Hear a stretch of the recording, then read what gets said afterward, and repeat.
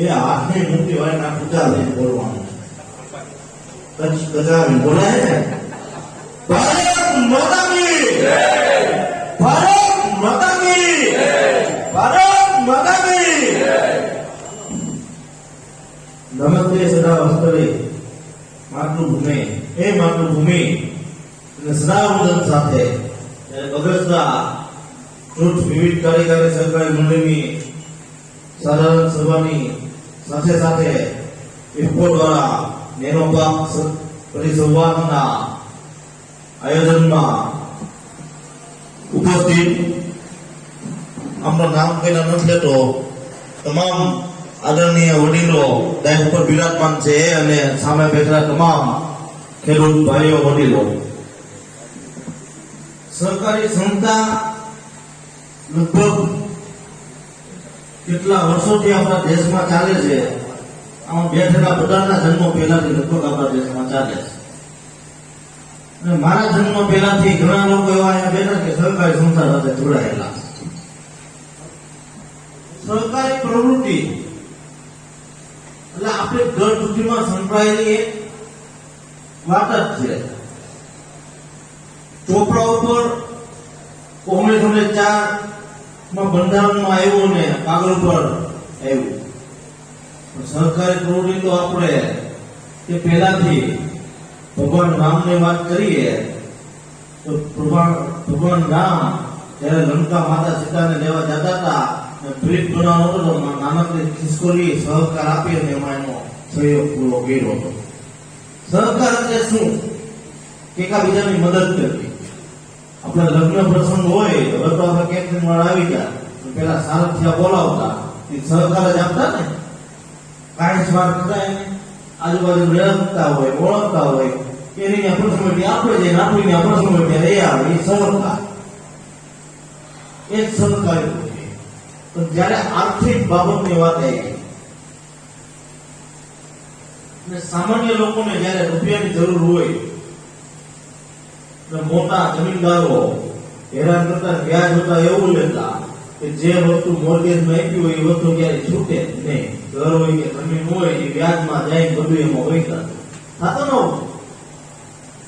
ન સારા લોકોએ વિચાર્યું કે આવું કરવું એટલે આપણે જ આપણી બચતથી રૂપિયા ભેગા કરીએ અને સંસ્થા બનાવીએ તો એને જરૂર હોય એમાંથી કોઈ એ રૂપિયા એને ઓછી વ્યાજે દઈ શકે જેમ આપણે આ સેવા મંડળી પાક ધિરાણ આપે છે પેલા તો ટકાવાળી હતી કેટલાય 18% જેવું હતું ધીમે ધીમે ઓછું થતું થતા 0% પાક ધિરાણ મળવાનું એની સિવાય કોઈને લોન જોતી હોય તો આ મંડળીની કમિટી ધારે એટલા ઓછા વ્યાજ દરે આપી શકે આજ સેવા મંડળીનું લગભગ કામ આપણે પાક ધિરાણ અને ખાતર વેચાણ મુખ્ય કામ છે પણ છેલ્લા 2 વર્ષે ભારત સરકારના સહકારી મંત્રી અલગ બન્યા અમિતભાઈ શાહ બન્યા એને નિર્ધાર કર્યો કે મારા ભારત દેશમાં સહકારી પ્રવૃત્તિ કઈ રીતના વેગવંતી બને તો ગયા વર્ષે સમગ્ર ભારત દેશની તમામ સહકારી સંસ્થાઓ એક પેક આપણી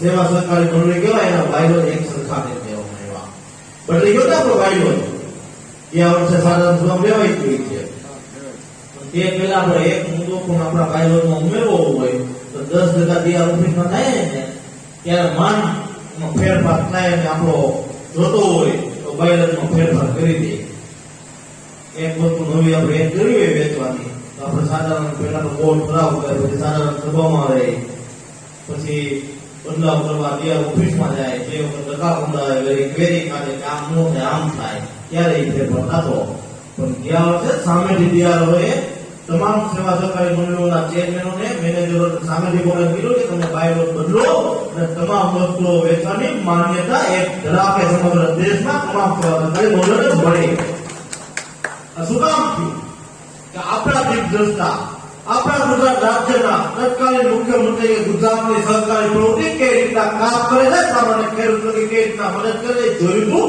ને એ જ આપ સૌના પ્રેમીને ભારત દેશના પ્રધાનમંત્રી તરીકે કામ કરી રહ્યા હતા નિર્ણય લીધો કે અત્યાર લગી સહકારી મંત્રાલય ભારત દેશમાં નહોતું, દેશ આઝાદ થઈ ગયો એના 75 વર્ષ થઈ ગયા, પણ અત્યાર લગી સહકાર મંત્રાલય અલગ ન બન્યું.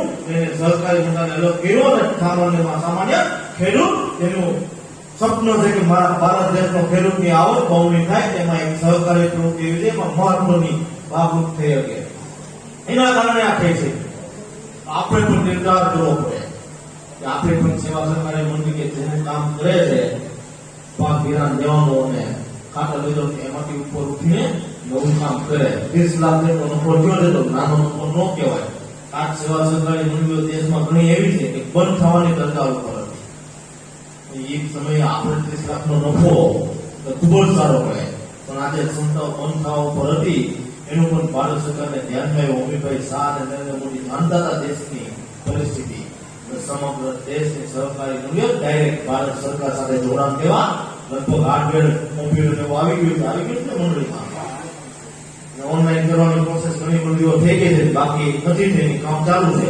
તો દેશની કોઈ પણ સેવા સહકારી મંડળી નફો ન મળતી હોય, મુશ્કેલીમાં હોય, એને ભારત સરકાર સીધી જ મદદ કરી શકે. એના માટે આ ઓનલાઈન કરવાની પ્રક્રિયા પણ સમગ્ર દેશમાં ચાલુ થઈ ગઈ છે, કેટલી જગ્યાએ પણ થઈ પણ ગઈ છે. આ સપનું જોયું છે ત્યારે 2047માં આઝાદીના સુવર્ણ વર્ષ મનાવવાનું છે. ભારત દેશને એક વિકસિત રાષ્ટ્ર તરીકે ઘોષિત કરવાનો નિર્ધાર નરેન્દ્ર મોદીજીએ લીધો છે. એમાં કઈ પણ આપણે સહકારી મંડળી પાછી પાડી ન લે, ત્યારે ભારત દેશ એક વિકસિત રાષ્ટ્ર તરીકે ઉભરી આવે, એમાં સહકારી મંડળીને મહત્વનો ફાળો લે, એની તકેદારી આપ સૌએ લેવાની છે.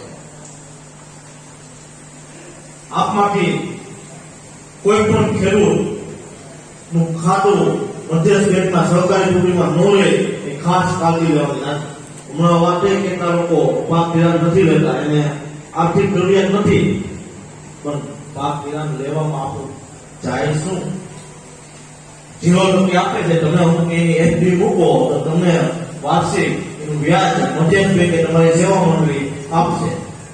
પણ આમાંથી કેટલા લોકો વેપાર કરતા છે, બીજા આપણા વેપારીઓ મિત્રો પણ હશે, એના પણ ખાતા કોઈ પ્રાઇવેટ બેંકોમાં હોય, એટલે સહકારી બેંકોમાં હશે, એટલી જ જિલ્લા મધ્ય સહકારી બેંક મજબૂત થશે, એટલી ડિવિડન્ડ પણ એ પણ આપે છે, એટલું વધુ ડિવિડન્ડ આપે છે અને આપણા ખેડૂતોને ફાયદો કરી શકશે. ઓછા વ્યાજે લોન પણ જો બેંક મજબૂત થશે તો આપશે. જ્યારે પ્રાઇવેટ બેંક પાસે axis bank, HDFC bank, yes bank, કેટલી બેંકો આપણા દેશમાં ઘૂસી ગઈ છે.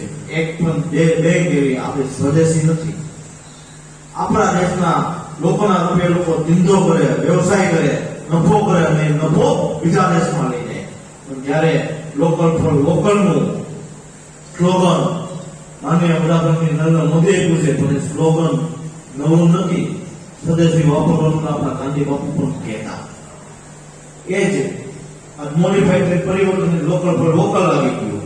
આપણી વસ્તુ આપણે વાપરશું, સ્વદેશી વાપરશું, એ રૂપિયો આપણો રૂપિયો આપણા દેશમાં રહેશે. અમે નેનો ની વાત કરીએ તો નેનોનું આજ સૌ જાણીને 50% જેટલી સબસિડી ગુજરાત સરકારે જાહેરાત કરી છે.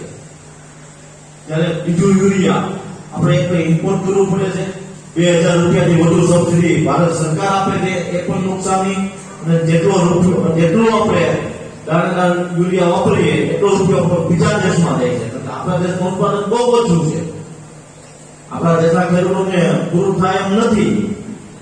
અબજો રૂપિયાનું ખાતર બહારથી લાવે છે, એટલા રૂપિયા પર બીજા દેશમાં છે. ત્યારે આપણે એના સામે નેનો વાપરવું તો આપણને સબસિડી પણ આપે છે, 100% સ્વદેશી છે. તો કે આપણે ગર્વ થવો જોઈએ ભારત દેશ એવી છે. આપણા રૂપિયા બચાવવાનું કામ કર્યું છે.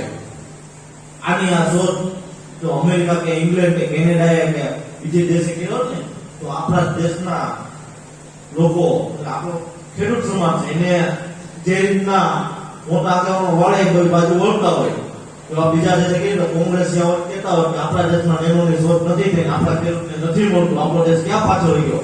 સૌપ્રથમ શોધ આપણા દેશે કીધી તો આપણા દેશનો ખેડૂત નેનો રૂપિયાથી કોઈ પાછો ન મળતો. શું કામ આપણે નેનો રૂપિયા વાપરવામાં જ કરીએ છીએ? છાંટવાની તકલીફ ઘણી જગ્યાએ એવું કહે છે કે બરોબર રિઝલ્ટ નથી આવતા, પણ તમે બરોબર એની મેથડ સમજો, બરોબર મેથડથી સમજજો ને.